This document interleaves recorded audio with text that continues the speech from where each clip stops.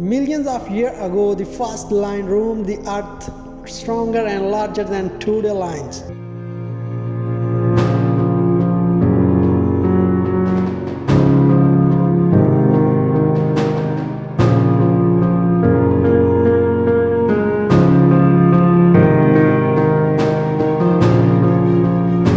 They spread across Africa, Asia, Europe, and even America. Some, like the giant cave lions, ruled Athi lands.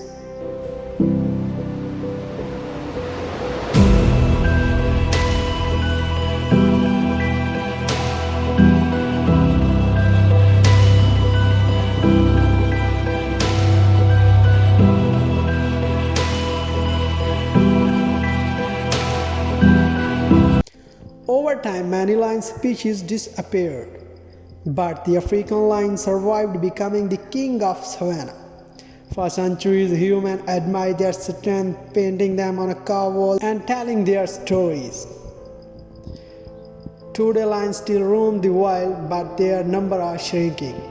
Once rulers of many lands, they now need our help to survive.